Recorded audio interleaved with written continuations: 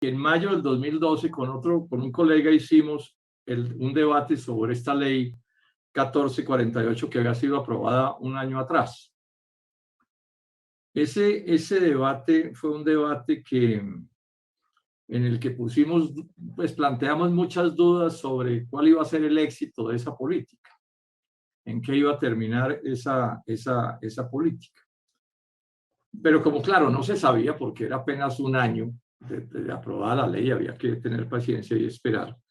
Pero el debate, insisto, se centró en que por razones del diseño institucional, del mal diseño institucional, que ya era evidente en ese momento, o sea, de los enredos legales con que fue aprobada esa ley, sí, en un tema que es de suyo bien complejo, porque tiene que ver con gente muy pobre, con regiones muy apartadas, con escaso acceso de las personas a los abogados idóneos, mientras que los despojadores sí tienen grandes poderes económicos y políticos y jurídicos detrás, pues vimos que había problemas de diseño institucional que seguramente iban a hacer que la ley no produjera los resultados que debería producir. Eso pues no pasaba de ser como una cierta, pues digamos, una advertencia, que por supuesto no me alegraba que fuera a ser así, porque yo creo que a quien lo han despojado de sus tierras o las ha tenido que abandonar por miedo, pues es natural que el Estado, o es conveniente, más que natural que el Estado intente o intervenga en ese sentido.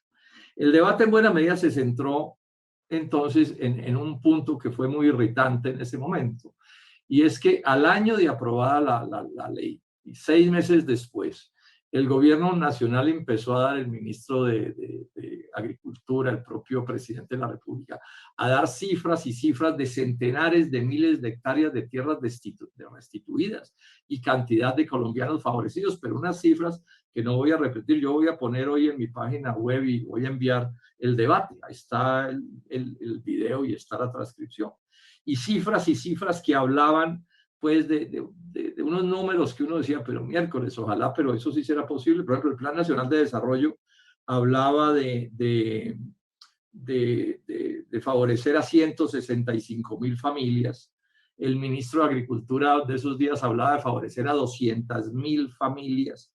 Sí, Jesús Sabogal, que era el director de la Agencia de Restitución, en febrero del 2012 le dijo a Daniel Samper Pizano que iban a tener para el 2014 160.000 reclamaciones atendidas y para el 2020 360.000. O sea, unas cifras pues realmente astronómicas que aspiraban, se decía en esos mismos días, en el 2014 haber restituido 2 millones de hectáreas y en el 160.000 restituciones por 2 millones de hectáreas en el 2014 y 360.000 restituciones por 4 millones de hectáreas. Yo a eso le hice una crítica mucho más severa y mostré cuántas falacias habían dicho y cuántas cuentas alegres, además porque descubrimos en el proceso de la investigación un manejo absolutamente falaz de las cifras, que fue que empezaron a presentar como restituciones senadores y senadoras otra serie de políticas de tierras que existen desde hace décadas en Colombia, pero que no son restituciones. Recordémosle a los ciudadanos que la restitución es una acción legal para devolverle a una persona o a una familia que ha sido despojada mediante la violencia o la amenaza, devolverle las tierras que le robaron, porque en el fondo es así, ¿sí? De eso es de lo que se trata la restitución, un crimen que se presentó en esos años y años anteriores en números inmensos de gente que desplazaron. Pero también hagamos una advertencia, ahí se incluyó en esa ley bajo el nombre de restitución una figura que no es restitución. O sea, bajo ese nombre, y todavía ahora se habla como si fueran la misma cosa, restitución, lo que es el despojo propiamente dicho, que es la restitución en el sentido de a quien le han robado su tierra mediante la coacción, y un fenómeno que está vinculado a la violencia, pero que es distinto, que es el abandono de tierras. ¿Qué ocurre cuando, por decir alguna cosa, en una vereda hay un hecho de violencia muy grave y la gente se asusta y sale corriendo y deja sus tierras abandonadas? Pero es distinto eso, legal y técnicamente es distinto al que le quitan la tierra mediante la violencia. Entonces, bajo el nombre de restitución se igualaron las dos cosas. Y hoy nos presentan como las cifras, nos las suman todas y repito, son completamente distintas. Es más, no le oí al señor director de la agencia que separara esas cifras. Ojalá ahorita las separara porque definitivamente son cosas bien, pero bien diferentes. Bueno, esas fueron las advertencias que hicimos en su momento. Entonces ya en este momento han llegado 10 años, ya tuvieron que alargar la ley porque es evidente que en esos primeros 10 años no se iba a cumplir ni de lejos las metas que mencionaron. Pero si uno mira ahora cómo vamos, ¿sí? Entonces estamos hablando ya de un periodo bien largo de tiempo, pues las cifras que yo oigo realmente confirman mis temores o nuestros temores, cosa que no me alegra, no crean que a mí me alegra que estas cosas salgan mal. A mí lo que me irrita es que se sabía que iban a salir mal porque el diseño legal era un diseño demasiado encartoso, difícil de realizar, difícil de cumplir.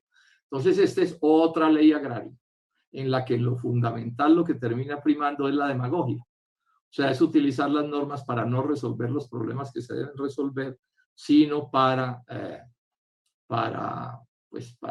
bueno, lo que hemos visto hoy, una montaña de cifras, que si a mí me cuesta trabajo seguir, imagínense al ciudadano común y corriente, cifras y números y números y números y números, que no se comparan con nada, que no se comparan con metas, que no se saben.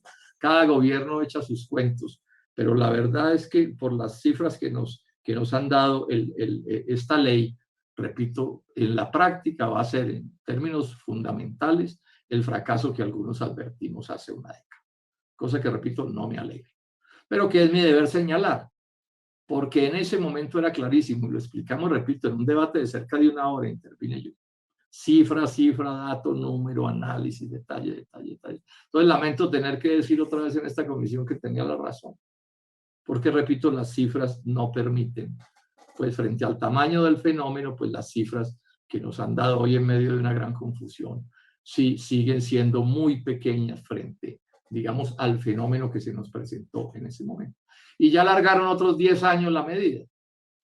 Entonces vamos hasta el 2031. Entonces aquí empieza a pasar una cosa que es obvia que de alguna manera se tocó. Y es que los reclamantes o se están muriendo, ¿sí? O se vuelve tan difícil recabar las pruebas, o están tan ancianos y tan empobrecidos y tan llevados, como se dice, pues que cada vez esto va a ser más difícil de que opere. Pues o si a una persona le restituyen su tierra 20 años después de haberlo despojado, pues se muestra otra vez la ineficacia del Estado. Pero quiero enfatizar en una cosa y con esto termino. Esta es un poco la historia de las leyes agrarias en Colombia. Quienes hemos sido estudiosos desde esos temas, sabemos que aquí ha habido una serie de leyes, desde la 200 de 1936, la 100 del 44, una serie de normas, todas ellas diseñadas para que no cumplan con los fines que se anuncian. Y por eso en términos de tierras como en términos de producción, el agro colombiano es un desastre de concentración de la propiedad, pero más grave, de una propiedad que no produce, que es lo más grave de todo, porque digamos que los alemanes con tierras concentradas desarrollaron su agro. Los gringos con tierras distribuidas campesinas desarrollaron su agro, pero es que aquí no tenemos ni lo uno ni lo otro. Sobre todo no tenemos el desarrollo del agro, que es la parte más grave. Aquí, en pleno siglo XXI, la gran política agraria, ustedes me excusarán, colegas, que les machaque esto, es importar la comida. Ese es el sumum de la política agraria. Traigan del exterior lo que podríamos producir en Colombia.